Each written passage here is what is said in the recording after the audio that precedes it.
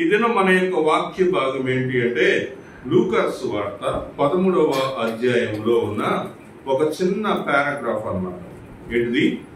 లూకా సువార్త 13వ అధ్యాయంలో ఉన్న ఒక 4 వచనాలు మాత్రం ఈరోజు మనం ధ్యానం చేసుకోబోతా ఉన్నాం. ఏంటి అంటే అది 6, 7, 8, 9 4 వచనాలు. ఇక్కడ చూద్దాం వాక్యంలో నుంచి. మరియు ఆయన వారితో ఈ ఉపమానము చెప్పారు. ప్రభువైనటువంటి యేసుక్రీస్తు వారు తన శిష్యులతోటి అక్కడ ఉన్నటువంటి వారితోటి ఈ యొక్క ఉపమానం చెప్తున్నటువంటి పరిస్థితిని మనం చూస్తా ఉన్నాం. ఏంటి ఆ ఉపమానం?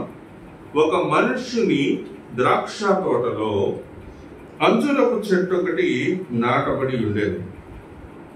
అతడు దాని పండ్ల వెదక వచ్చినప్పుడు దాని పండ్లు వెదక వచ్చినప్పుడు ఏమీ దొరకలేదు. దీనిని దొరకలేదు కనుక అతడు, ఇదిగో 3 ఏళ్ల నుండి నేను ఈ అంజూరపు చెట్టున పండ్లు వెదక వచ్చుతున్నాను గాని ఏమీ దొరకలేదు. దీన్ని నరికివేయము, దీనివల్ల ఈ భూమి ఎలా వ్యర్థమైపోవాలని ద్రాక్ష తోట మాలితో చెప్పాను. అయితే వాడు, అయ్యా, నేను దాని చుట్టూ త్రవ్వి ఎరువు వేయు మట్టుకు ఈ సంవత్సరము కూడా ఉండనేమో, అది ఫలించినా సరే లేని ఎట్లా నరికించి వేయమని అతనితో చెప్పాను. చిన్న ప్రార్థన చేసుకుందాం. ప్రేమ కలిగిన తండ్రి, కృప కలిగిన దేవా, నమ్మకమైన ప్రభువా యేసయ్యా, చదివిన ఈ వచన భాగాలను మీరు దీవించండి. మా యొక్క సంఘ క్షేమం కొరకు, ఆధ్యాత్మిక జీవితం యొక్క మెరుగు కొరకైనటువంటి పరిస్థితిలో ఈ యొక్క వాక్యాలను మేము ధ్యానం చేయటకు కృప చూపమని కోరుతూ ఉన్నాం. సమస్త అంధకార సంబంధమైన చీకటి శక్తులను యేసు నామములో బంధించి మీ యొక్క పరిశుద్ధాత్మ చేత నడిపిస్తూ మీరు మమ్మలను ఈ యొక్క వాక్యమును మాకు అన్వయింపు చేయమని కోరుతూ యేసు నామములో ప్రార్థిస్తున్నాను తండ్రి, ఆమేన్. ఇక్కడ మనం చూసినటువంటి వాక్యంలో ఒక మనుష్యుని ద్రాక్ష తోటలో అంజూరపు చెట్టు ఒకటి నాటబడెను. ద్రాక్ష తోటలో ఏముంది? అంజూరపు చెట్టు. ద్రాక్ష తోట, అంజూరపు చెట్టు, ఈ రెండు ఇశ్రాయేలు దేశంలో ఉన్నటువంటి ప్రజలను లేదా మనకైతే క్రైస్తవులను సూచించేటువంటిది. ఏమేమిటి? ద్రాక్ష చెట్టు, అంజూరపు చెట్టు. ఈ రెండు కూడా ద్రాక్ష తీగ లేదా అంజూరపు చెట్టు, ఈ రెండు కూడా క్రైస్తవుని యొక్క జీవితాన్ని తెలియజేసేటువంటివిగా మనము చూస్తా ఉన్నాం. కాబట్టి ఒక ఉదాహరణగా కూడా మనం చూద్దాం. చూడండి, మత్తయి సువార్తలో నుంచి ఇదే వచ్చిన భాగం లాంటి భాగాన్ని మనము చూద్దాం. 21వ అధ్యాయంలో నుంచి 21వ అధ్యాయము 18వ వచనం నుంచి చూస్తే, ఉదయమందు పట్టణమునకు మరలా వెళ్ళుచుండగా ఆయన ఆకలి కొనెను. అతడు త్రోవ ప్రక్కన ఉన్న యొక్క అంజూరపు చెట్టును చూచి దాని యొద్దకు రాగా దాని యందు ఆకులు తప్ప మరేమీ కనబడలేదు గనక దానిని చూచి, ఇక మీదటి ఎన్నటికి నీవు కాపు కాయకుందువు గాక అని చెప్పాను. తక్షణమే అంజూరపు చెట్టు ఎండిపోయింది. శిష్యులు అది చూచి ఆశ్చర్యపడి అంజూరపు చెట్టు ఎంత త్వరగా ఎండిపోయానని చెప్పుకొనేది. అందుకు యేసు, మీరు విశ్వాసము కలిగి సందేహింపకుండిన ఎడల ఈ అంజూరపు చెట్టునకు జరిగిన దానిని చేయుట మాత్రమే కాదు, ఈ కొండను చూచి నీవు ఎత్తబడి సముద్రంలో పడవేయకూడదు గాక నీవు చెప్పిన ఎడల అలాగూ జరుగునని మీతో నిశ్చయముగా చెప్పుచున్నాను. మరియు మీరు ప్రార్థన చేయనప్పుడు వేటిని అడుగుదురో అవి దొరికినవని నమ్మిన ఎడల మీరు వాటినన్నింటినీ పొందుదురని వారితో చెప్పారు. ఇక్కడ ఈ వచనాల్లో మనకి బేస్ వచ్చిన ఇది కాదు. మన బేస్ వచ్చేటప్పటికి మన యొక్క ఆధారంగా మనం తీసుకుని వచ్చిన లూకా సువార్తలోదే. కానీ ఇక్కడ ఒక విషయాన్ని మనం గమనించాలి. ప్రభువారు చెప్తున్నటువంటి విషయంలో ఇక్కడ అంజూరపు చెట్టు దగ్గరికి వచ్చాడు. ఎందుకు వచ్చాడంటే ఆయనకి ఆకలి కొని ఉన్నాడు. ప్రభు ఆకలి కొని అంజూరపు చెట్టు దగ్గరికి వచ్చినప్పుడు అంజూరపు చెట్టు ఉంది, కానీ ఆ చెట్టుకి ఒక్క కాయ కూడా లేదు, కాయలు లేవు. కానీ కాయలు రావటానికి ముందు ఏమొస్తుంది? పూత. పూత లేదు, పిందె లేదు, కాయ లేదు, ఆకులు తప్పితే దాని మీద ఏమీ కనిపించలేదు. కాబట్టి ఇక్కడ మనం చూస్తా ఉన్నాము ఏం జరిగిందంటే, ఏం కనిపించకపోయేటప్పటికి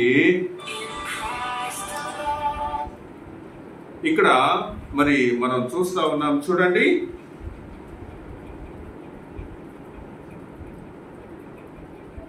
ఓకే చూడండి, వాక్యంలో మనం చూస్తా ఉంటే ప్రభు వారు ఆకలి కొని ఉన్నారు. అక్కడికి వచ్చాడు, చెట్టు చూశాడు, చెట్టు మీద కాయలు లేవు. కాయలు లేవగానే వెంటనే ఏం చేశాడు? ఆకులు తప్ప మరి ఏమీ కనబడలేదు కనుక దాన్ని చూసి, ఇక మీదట ఎన్నటికి నీవు కాపు కాయ కుందువు గాక అని చెప్పాడు. ప్రభు చెప్పింది ఏంది? అక్కడ జరిగింది ఏంది? ఇక మీదట నీవెప్పుడు కాపు కాయ కుందువు గాక అన్నాడు. కాపు కాయ కుందువు గాక అంటే ఇక జీవితంలో అది బతికినన్నాడు కాపే రాకుండా ఉండాలి కదా. కానీ అక్కడ ఏం జరిగిందంటే, తక్షణమే ఆ అంజురపు చెట్టు ఎండిపోయాను. కాబట్టి కాయ రానటువంటి, కాపు రానటువంటి, ఫలములు రానటువంటి చెట్టు బతికి ఉండటం అనవసరం. కాపు రానటువంటి, కాపు చెందనటువంటి, కాపు పొందటానికి, కాపు కాయటానికి ఆ చెట్టుకి అంత ఇష్టం లేనప్పుడు ఆ చెట్టు బతికి ఉండటం వేస్ట్. ప్రియులారా, ఇది సందర్భం కాదు, కానీ ఇదే మాట నేను ఒక విషయం కూడా చెప్పాలనుకుంటున్నాను. నాన్నగారు చనిపోక ముందు నేను అమ్మని తీసుకురావడానికి ఇక్కడ ప్రార్థన ప్రారంభించి నేను ఇంటికి పోయి అమ్మని తీసుకొస్తాను. అలా అమ్మని తీసుకొచ్చేటువంటి పరిస్థితిలో నాన్న కూడా రెడీ అయి ఉన్నాడు. అయితే నీరసంగా ఉన్నాడు. అప్పుడు నేను నాన్న అడిగాను, నాన్నగారు మీరు బాగా నీరసంగా ఉన్నట్టున్నారు, మీరు ఆరాధనకి ఏమొస్తారు, రెస్ట్ తీసుకోండి, మేము ఉన్నాం కదా జరుపుతామంటే, బోధించకుండా, వాక్యం బోధించకుండా బతికొండటం దండగా కదా. వాక్యం బోధించకుండా బతికొండటం దండగా. వాక్యం బోధించకుండా ఉండటం అంటే చచ్చిపోవడంతో సమానం అన్నాడు నాన్న. కాబట్టి ఇక్కడ మనం చూస్తా ఉన్నాము ఏంటి అంటే, ఇక మీదటి ఎన్నటికి నీవు కాపు కాయకుండా ఉందువుగాక అంటే, ఇక కాపు కాయనటువంటి జీవితం దండగా. కాబట్టి అది వెంటనే ఏమైపోయింది? ఎండిపోయింది.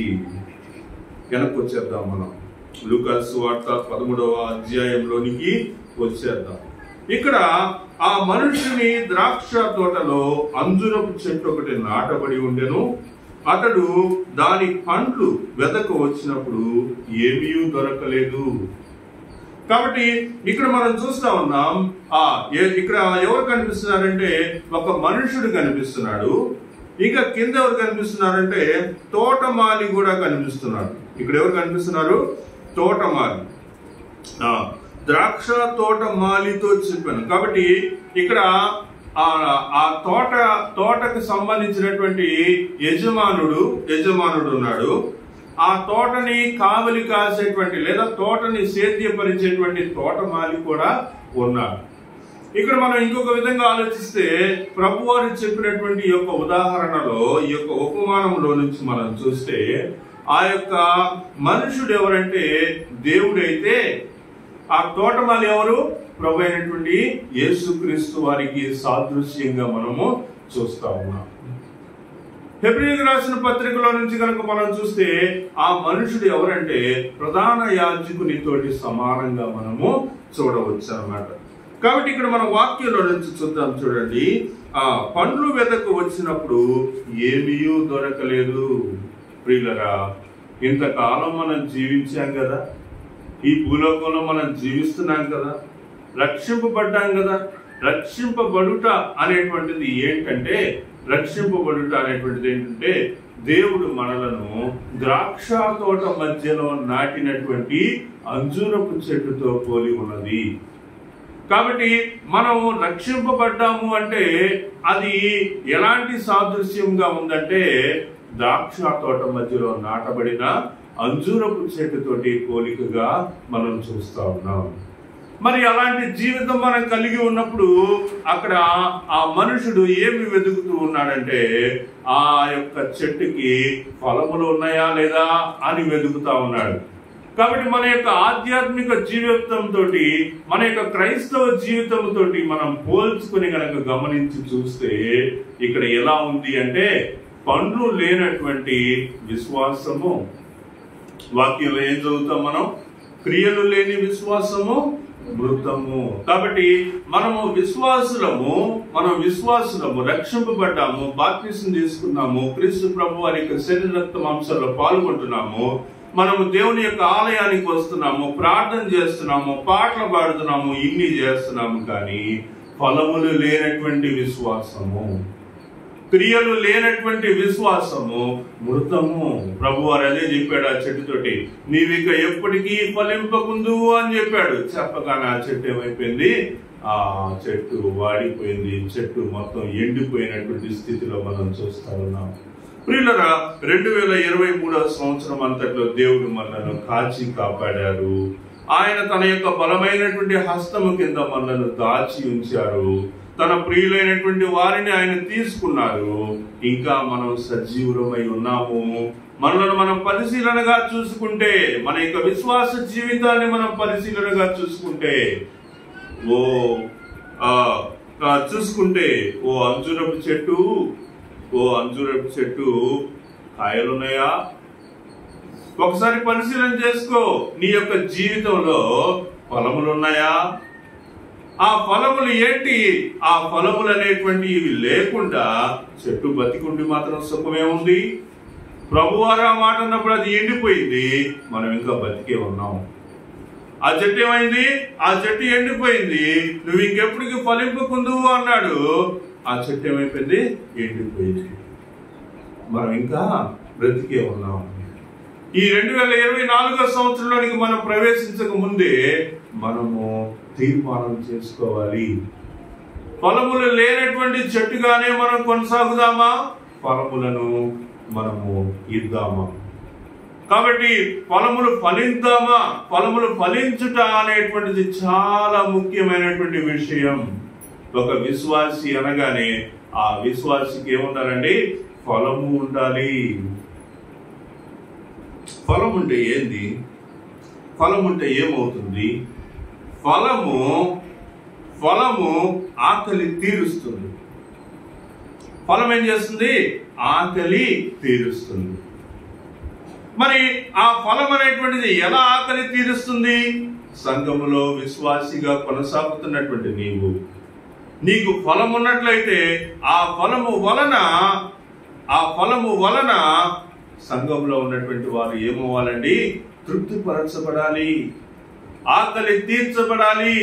నీ చుట్టుపక్కల నీ యొక్క సమాజంలో ఉన్నటువంటి వారు ఆ ఫలము వలన ఆశీర్వదించబడాలి. ఏది? ఫలములు ఉన్నాయా? ఒకసారి పరిశీలించుకో. నేను ముసుగులో ఒక మాట, బయట ఒక మాటలాగా చెప్పట్లేదు, స్ట్రైట్ గానే నేను మీతోటి చెప్తా ఉన్నాను. ఫలము ప్రార్థన ఫలము కావచ్చు, దేవునికి ఇచ్చేటువంటి తలాంతి కావచ్చు, లేదా ఇంకా నీ ద్వారా దేవుడు గొప్ప గొప్ప కార్యాలు చేసేటువంటి పరిస్థితి కావచ్చు. ఇవన్నీ కూడా ఫలములు.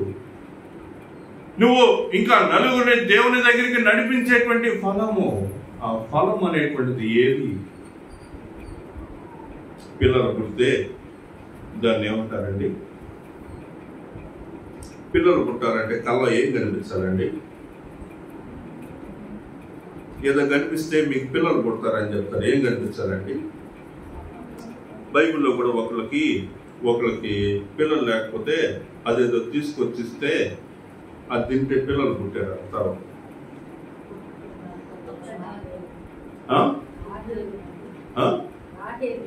అదొద్దు, ఏంటిదని చెప్పండి.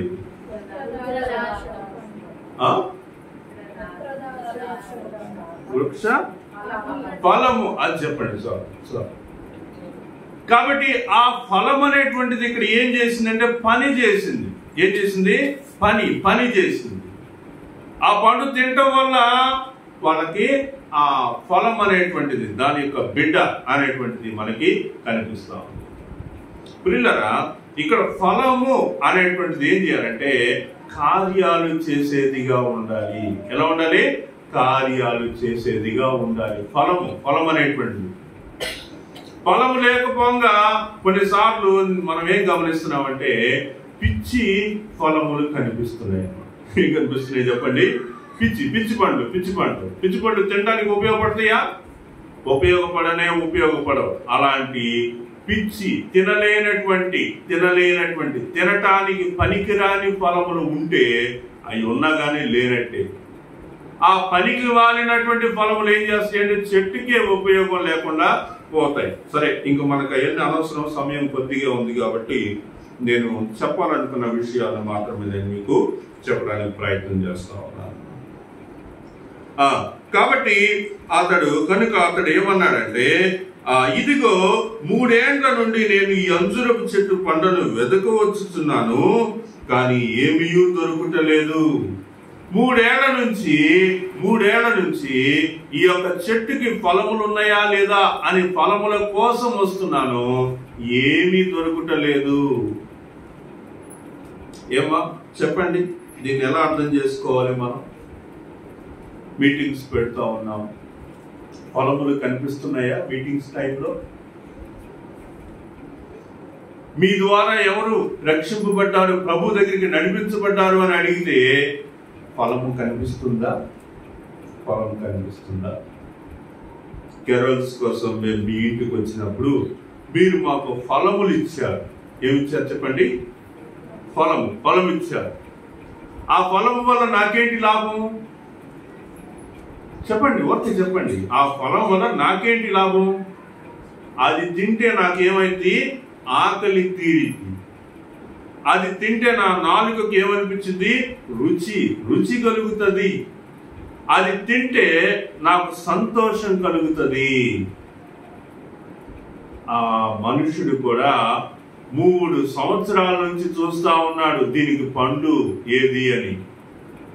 వచ్చినప్పుడల్లా ఆ మనుషుడు ఏమనుకుంటున్నాడంటే చెట్టు ఇంకొద్దిగా పెద్దదవ్వాలి, చెట్టుకి ఇంకా ఫలము వచ్చేటువంటి వయసు రాలేదు కాబట్టి ఇంకొద్దిగా పెద్దదవ్వాలి అనుకుంటా ఉన్నాడు. కానీ ఏ చెట్టు అయినా 3 సంవత్సరాలకు పెద్దదైద్దా అవుదా చెప్పండి అమ్మా? అయిద్దా?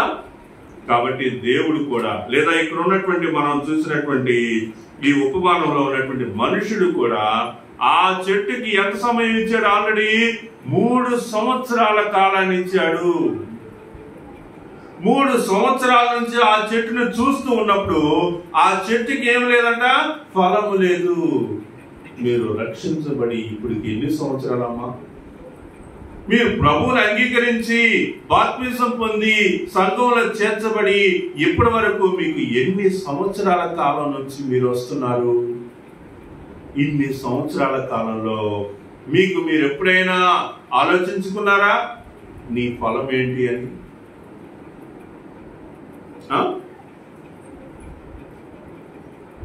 చెప్పండి. ఏ చెట్టుకి ఆ పళ్ళు అనేటువంటివి వస్తాయి కదా, ఏ చెట్టుకి ఆ పండ్లు అనేటువంటివి వస్తాయి. మామిడి చెట్టుకి మామిడికాయ, జామ చెట్టుకి జామకాయ, అరటి చెట్టుకి అరటికాయ, యాపిల్ చెట్టుకి ఏమొస్తాయి? యాపిల్ కాయలే వస్తాయి. కాబట్టి మనం ఇక్కడ చూస్తా ఉన్నాము ఏంటి అంటే చెట్టులోనే అసలైనటువంటి విషయాలన్నీ కూడా ఉంటాయి.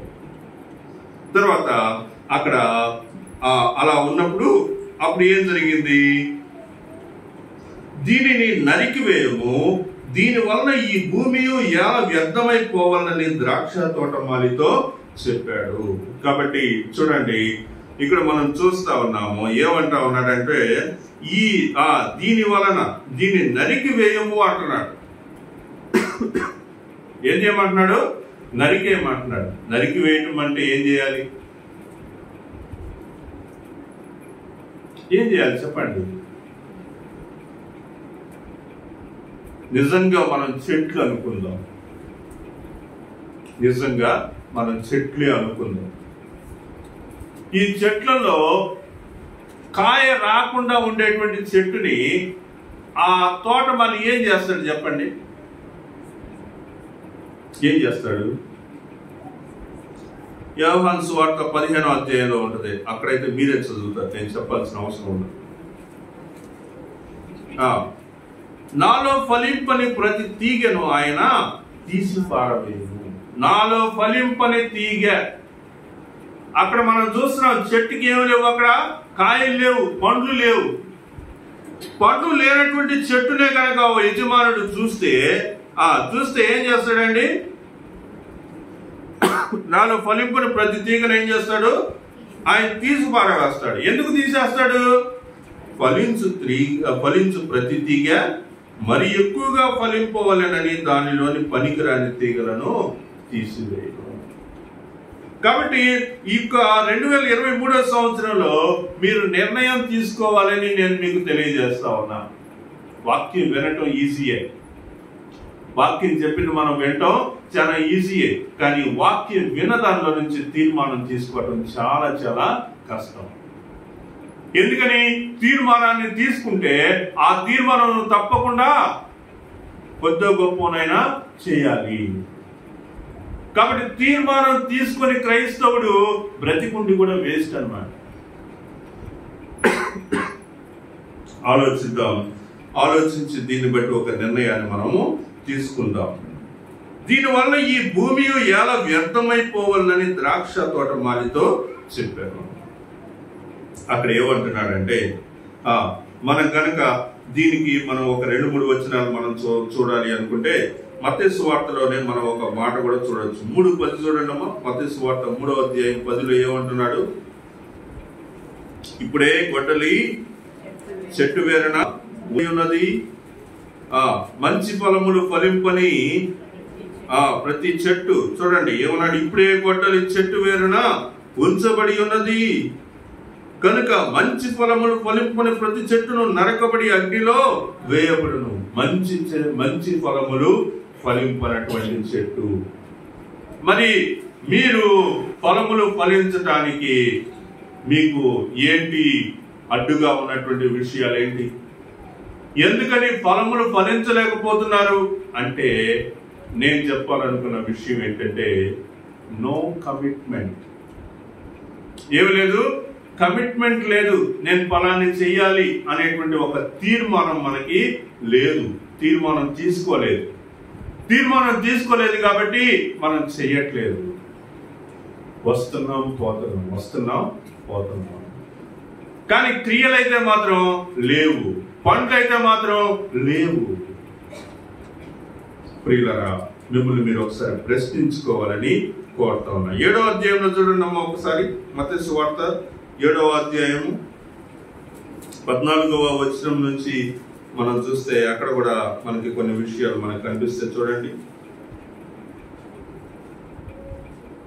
మత్తయి సువార్త చూసారా?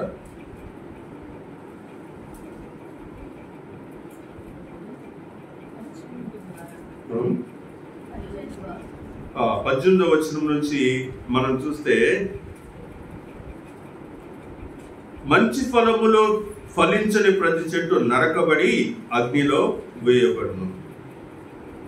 కాబట్టి మీరు వారి ఫలముల వలన వారిని తెలుసుకుందురు. కాబట్టి మీరు ఫలించేటువంటి ఫలముల వలన మీ యొక్క విశ్వాసం యొక్క లోతు ఎంతో, దేవుని మీద మీకున్నటువంటి గౌరవం ఎంతో, మీ భక్తి ఎంతో అనేటువంటి విషయం మనము నేర్చుకోవడానికి వీలవుతుందని, తెలుసుకోవడానికి వీలవుతుందని మనకి అర్థం చేసుకుంటా ఉన్నాం.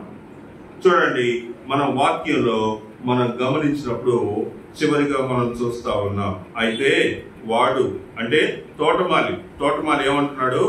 అయ్యా నేను దాని చుట్టూ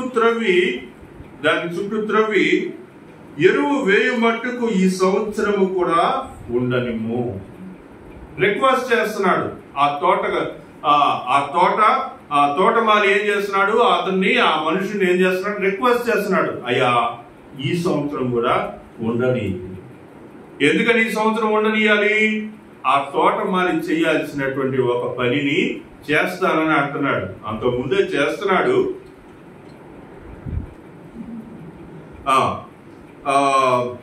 ఏమంటున్నాడంటే, అయ్యా నేను దాని చుట్టూ త్రవి ఎరువు వేయ మట్టుకు ఈ సంవత్సరము కూడా ఉండనిమ్ము. నేను కూడా ఈ సంవత్సరాన్ని ప్రభుకి నేను చెప్పినటువంటి తీర్మానించుకున్నటువంటి సంవత్సరం 2024 సంవత్సరం, తీర్మానాల సంవత్సరం. ఏంటి మీ యొక్క తీర్మానాలు? ప్రభు కోసం మీరు తీసుకున్నటువంటి తీర్మానాలు ఏంటి? ఒక తీర్మానం తీసుకోండి. మీరు తీర్మానం తీసుకుంటే జరిగే విషయం చెప్పనా? తీర్మానాన్ని మీరేం చేస్తారు? విస్మరిస్తారు. అర్థమైందమ్మా నేను చెప్పింది?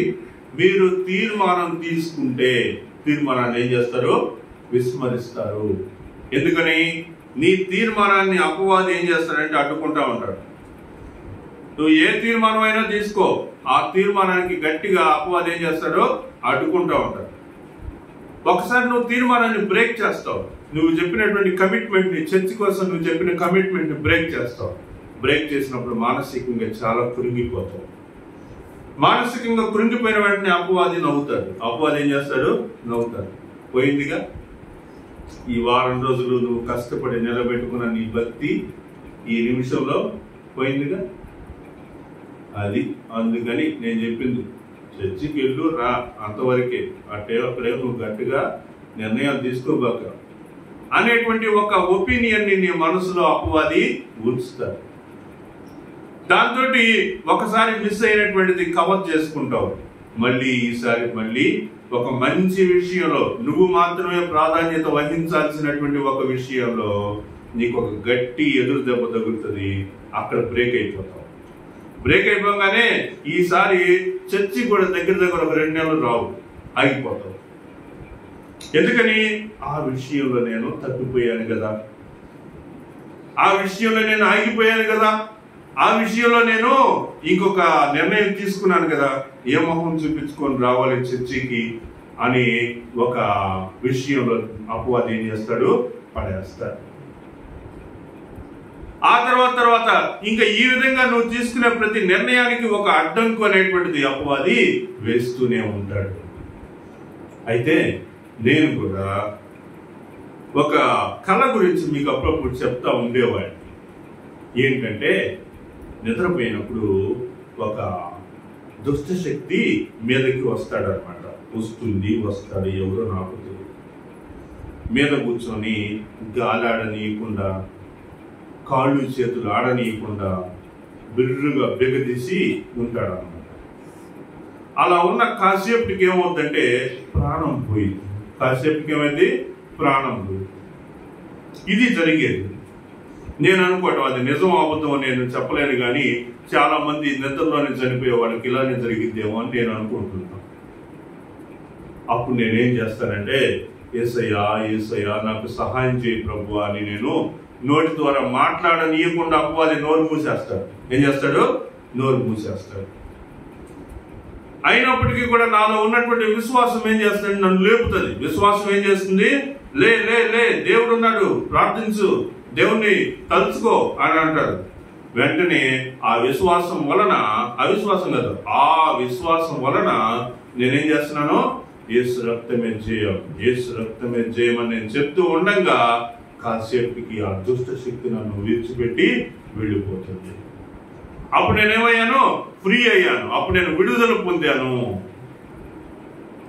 ఇంత ముందు రోజులు ఏం జరిగేదంటే, నిద్రపోవడానికి కొద్దిగా భయపడేవాడు. ఎందుకని? నిద్రపోతే కాసేపటికి ఏమవుతుంది? ఈ అపవాది వస్తుంది. అపవాది వచ్చి మీద కూర్చొని గందరగోళం చేస్తూ ఉంటుంది. కాబట్టి నేను నిద్రపోవడానికి ఏం చేసేవాడినంటే, రాత్రి 12 దాటిన దాకా వెయిట్ చేసేవాడిని. రాత్రి 12 దాటిన దాకా వెయిట్ చేస్తే ఏమవుతుంది? అప్పుడు కళ్ళు భారం ఎక్కుతాయి. అప్పుడు దాకా వాట్సాప్, యూట్యూబ్, స్నాప్చాట్ అన్ని మొత్తం చూసేస్తాను. చూసేసేటప్పటికి ఇంక కళ్ళు ఏమైపోతుంది? బాగా భారం ఎక్కేస్తాయి. ఇంకప్పుడు కళ్ళు మూసుకోమని నిద్రపోతాము. ఆ రోజు దెయ్యం వచ్చినా ఏమొచ్చినా మనకేం తెలియదు. ఉదయం లెగుస్తాం. ఇలా ఎంతకాలం చేయగలం? ఎంతకాలం చేస్తావు? ఈ రకంగా నువ్వు చేస్తే గట్టిగా నువ్వు ఒక నెల రోజులు కూడా బతకలేవు. కాబట్టి నేను ఆ రోజుల్లో నా చిన్నతనంలో ఇలా జరిగినప్పుడల్లా ప్రభువా నాకు దెయ్యం దగ్గరికి రాకుండా చేయయ్యా, ఈ రాత్రి అంతా ప్రభువా నాకు తోడుగా ఉండయ్యా, దుష్ట కళలు రాకుండా చేయయ్యా అని ప్రార్థన చేస్తా ఉండేవాడిని.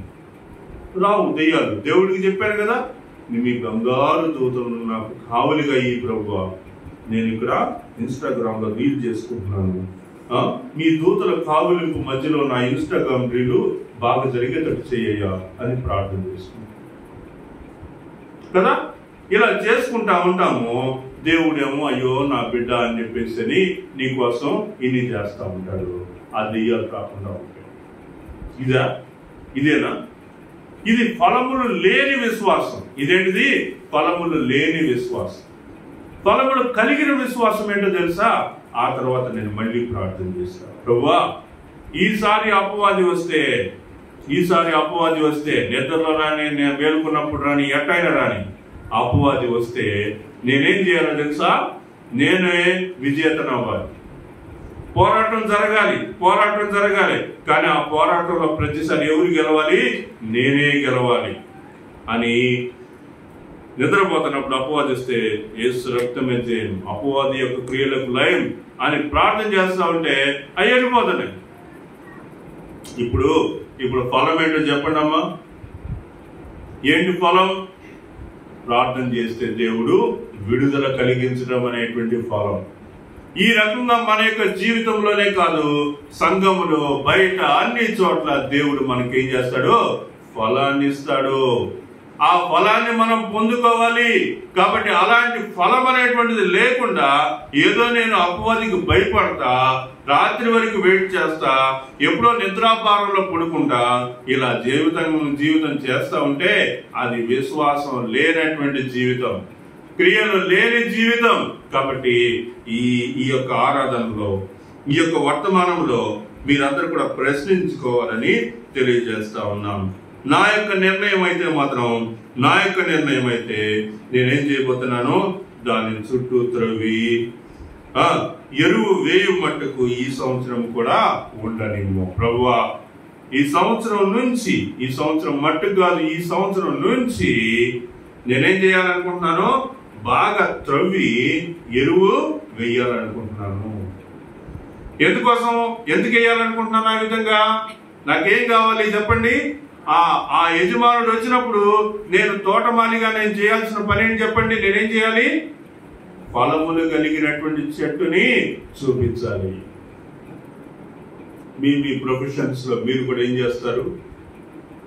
మీకు కూడా స్కూల్స్ అయితే వాళ్ళు ఎవరో వస్తారు కదా, అప్పుడప్పుడు ఆ క్వాలిటీ కంట్రోల్ టీమ్ ఎవరో ఒకళ్ళు వస్తుంటారు కదా. వాళ్ళు వచ్చి ఏం చేస్తారంటే వాళ్ళ దగ్గర ఒక లిస్ట్ ఉంటుంది. టేబుల్ ఉందా, బోర్డు ఉందా, బోర్డు పక్కన అది ఉందా, ఇది ఉందా, ప్రిన్సిపల్ రూమ్ లో ఏముండాలి, టీచర్ రూమ్ లో ఏముండాలి, అదే ఉండాలి, ఇదే ఉండాలి, మొత్తం క్వాలిటీ కంట్రోల్ అనాలిసిస్ ఏదో ఉంటుంది, మొత్తం వచ్చి చూస్తారు. దానికోసం మనం ఏం చేస్తామంటే అన్ని రెడీ చేస్తుంటాం. కొన్నిసార్లు వింతగా అనిపిస్తాయి. నాకు కూడా ఒక్కోసారి గమనించాను, నోటీస్ బోర్డు ఎక్కడ కింద పెట్టాలని ఉంది. దాంట్లో ఎవరు చూస్తాడు? చూసినా చూడకపోయినా అది ఆడే ఉండాలి, తప్పదన్నమాట. ఆ విధంగా ఫలములు, క్వాలిటీ లైఫ్ అనేటువంటిది మనకి ఉండాలి. సమయం అయిపోయింది, చివరిగా చూద్దాం. అది ఫలించినా సరే లేని అట్లా నరికించి వేయమని అతనితో చెప్పాను. ఏం చేస్తాను? నేను చేయాల్సిన పని ఒకటి చేస్తా. నేను దాన్ని త్రొవ్వుతా, దానికి పాది తీస్తా, దాని చుట్టూ త్రవ్వి దానికి ఏం చేస్తానో ఎరువేసిన తర్వాత అది ఎదిగిందా లేదా అనేటువంటి చూస్తా. ఎంత చేసినా, ఎంత సువార్త చేసినా, ఇన్నిసార్లు పిలిచినా, ఎంత వాక్యం బోధించినా అయినా మనసు మార్చుకోకుండా అలానే ఉంటే ఇంకా నీ ఇష్టం ప్రభు అని వదిలేస్తా. మా నాన్న ఇదే చేశాడు, ఆయన మీకోసం ఎంతో ప్రయాసపడ్డాడు, మిమ్మల్ని ఇక్కడికి తీసుకొచ్చాడు. ఇంత చేసిన కొంతమంది ఫలింపు లేని వారిగానే ఉన్నారు. ఆయన ప్రభువుకు అప్పగించాడు, ఆయన దేవుని దగ్గరికి వెళ్ళిపోయాడు. నాకు ఇచ్చిన బాధ్యతను నేను కూడా ఇలానే నిర్వర్తిస్తాను.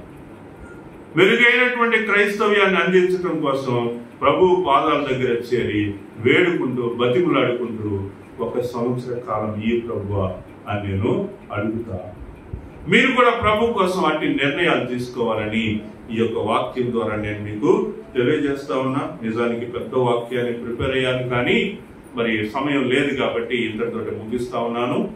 ఈసారి ఈ యొక్క మెసేజ్ని ఇంకొద్దిగా క్లియర్గా, మీరు ఏమేమి చేయడం ద్వారా క్రియలు మీలో సంపాదించబడతాయి అనేటువంటి విషయాలను నేను ఇంకా మీకు చెప్పలేదు. తర్వాత మెసేజ్లు ఈసారి నేను మీకు చెప్పడానికి ప్రయత్నం చేస్తాను. దేవుడి యొక్క మాటలు మన యొక్క వినికిడిలో ఆశీర్వదించి దీవించుగాక. ప్రార్థన చేసుకుందాం. ఈ సమయంలో మీరు తీర్మానించుకోవాలని కోరుతూ ఉన్నాను. దేవుడిచ్చేటువంటి విలువైన సమయం. ఆయన మిమ్మలను మరణాంధకారంలో నుంచి విడిపించాడు. పాపపు జీవితం నుంచి మిమ్మలను ప్రత్యేకపరిచాడు. మీ జీవితాన్ని మీరు ప్రశ్నించుకోండి. ఎన్ని మరణపరమైనటువంటి పరిస్థితుల్లో నుంచి మిమ్మల్ని ఇప్పటి వరకు తప్పించాడో, మరణకరమైనటువంటి గాఢాంధకారమైనటువంటి క్షణాల్లోనే జీవితం గడిచిపోయేటువంటి పరిస్థితుల నుంచి, ఆర్థిక పరమైన సమస్యల నుంచి, అనారోగ్యపరమైనటువంటి సమస్యల నుంచి ఎన్నిసార్లు తప్పిస్తా వచ్చాడో గమనించండి. ప్రభు కోసం ఒక చిన్న తీర్మానం తీసుకోలేరా? ఆయన